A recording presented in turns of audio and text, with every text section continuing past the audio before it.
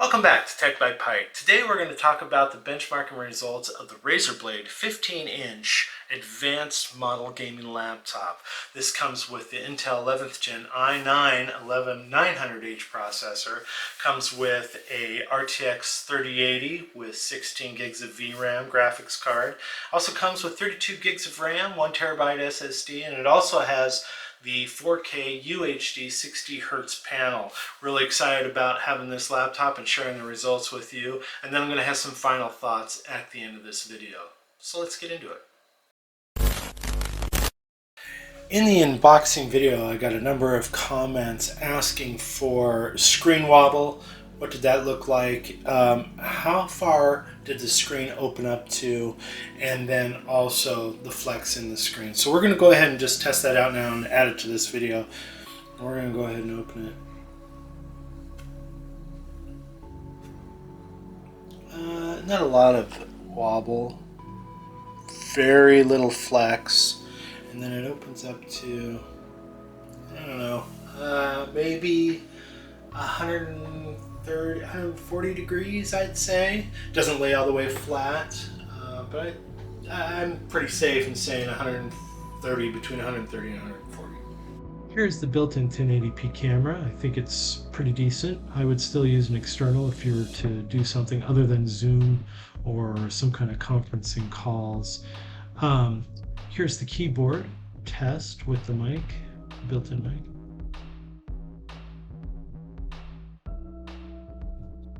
Pretty good, actually, pretty quiet. And then the Windows Hello has been flawless. I haven't had any issues logging into this laptop via Windows Hello, so it's good. We got the 4K OLED touch display option with 60 Hz refresh rate. It also has a 1 millisecond response time, and the DCI P3 is 100% color space.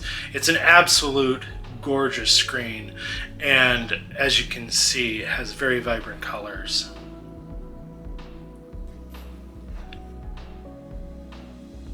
In the Razer Synapses software, you can tweak the performance of the laptop based on what you're doing with it, whether it's productivity tasks or you're playing those AAA games.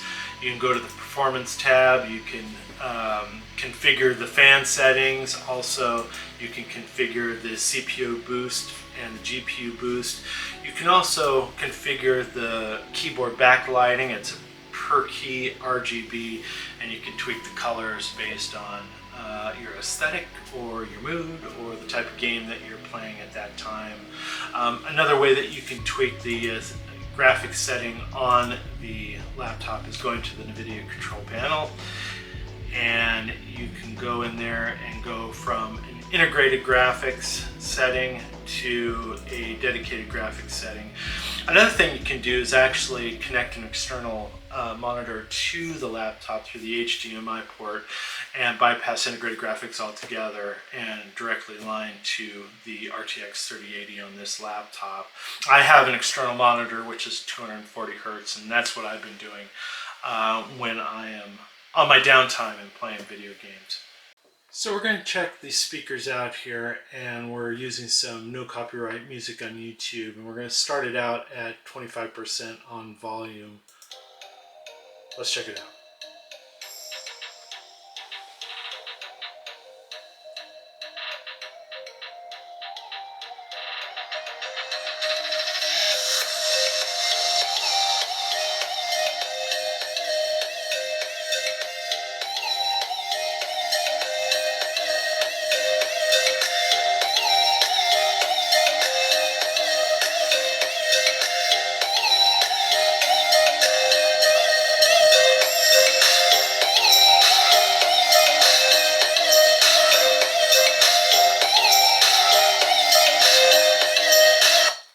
So the THX spatial audio here is really phenomenal. Good sound, a little bit of bass, you can hear it come through. It's a little tinny at the top on the loudest volume at 100%, but overall, really good. We used Cinebench for some CPU benchmarking, and our multi-core score was 8,322 points. Our single-core score was 1,567 points, and then our MP ratio was 5.31. The score you're seeing right now is the single-core score. We also did some benchmarking using 3D Mark, and our Firestrike Ultra 4K score on the graphics was 6,313, physics scores was 18,367, and our combined score was 3,372 with an overall score of 6,384. Our regular Firestrike score on graphics was 23,454, physics score was 18,107, the combined score was 5,626, and our overall score was 17,230. Not bad. Our Time Spy score, graphics was 9,576, CPU score was 6,779, and our overall score was 9,017. So we played a couple of our favorite AAA games, one of them being Cyberpunk 2077, and we used the in-game FPS counter, and we were getting pretty playable scores around 42 to 50 FPS depending on where you were in the game. And then we also played some Star Wars Battlefront 2, which I do occasionally, and we were getting really good scores. Both games were set on Ultra, and we were getting around 97 to 105 FPS on Battlefront 2. So good scores, I thought.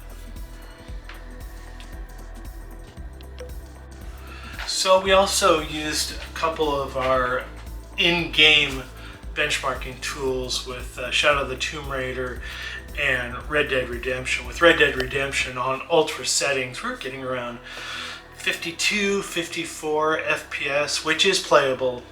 But once we got to Shadows of the Tomb Raider, also set on ultra settings, it started to tank. We started getting like between 25 and 29 FPS, and you could totally tell that it was choking out a little bit.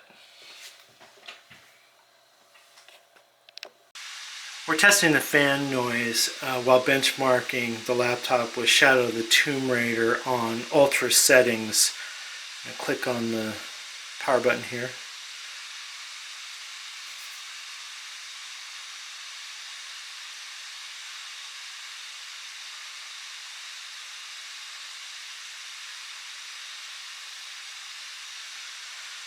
So the fan noise is sticking around 52.7 decibels on average.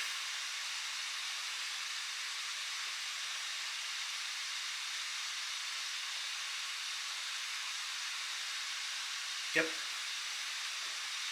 Okay. We're also measuring the temperature of the keyboard deck while benchmarking Shadow of the Tomb Raider on Ultra. And it looks like right below the screen, above the graphics card and CPU, there are the highest temperatures, right around 99 to 100 degrees Fahrenheit. Start getting down towards the palm rest, and you're looking at around 85 average on both the left and the right.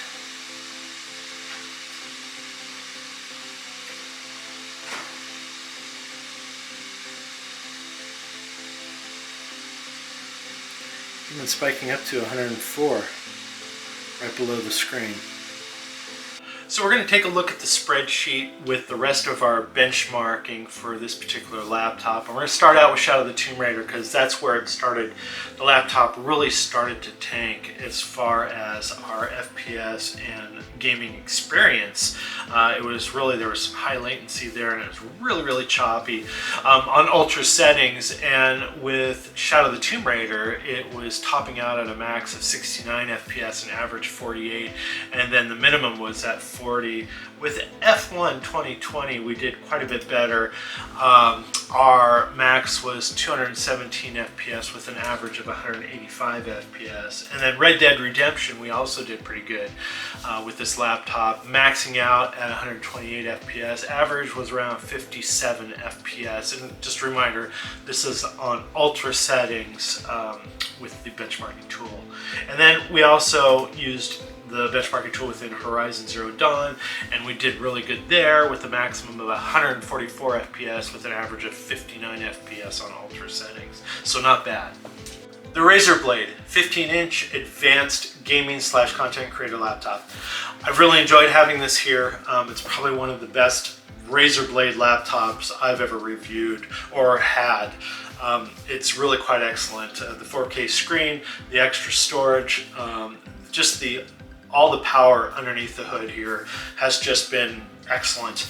And to be honest with you, I'm going to do another video more around content creation, like benchmarking. I'm using this laptop now to build out this particular video to post on YouTube.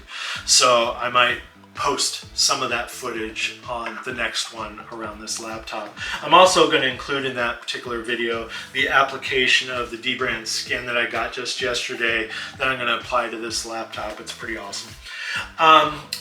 This laptop came at a little bit of a hefty price, around $3,500 with tax. And I know there are other laptops out there that are less expensive with the 4K screen option, like the Gigabyte 15.6 4K OLED Creator laptop. It goes for around $1,500 without tax. And then you got the Lenovo Legion Slim 7 15-inch 4K Ultra HD gaming laptop. That comes with the AMD 5900HX, which is awesome, but it comes with the RTX 3050 Ti. So that goes for around $1,700 without tax. So there are some less expensive options out there for content creation if you go out and look at the Best Buy website or any other laptop retailers. If you like this video, go ahead and hit the like button. If you want to see more videos like this from Tech by Pike, hit the subscribe button. We appreciate it, helps the channel, and not only that, it gives us an opportunity to bring more videos like this to you. And it also gives us an opportunity to get better as we go along, and that really is the goal right now. So we appreciate that. Thanks a lot, and we'll see you in the next one.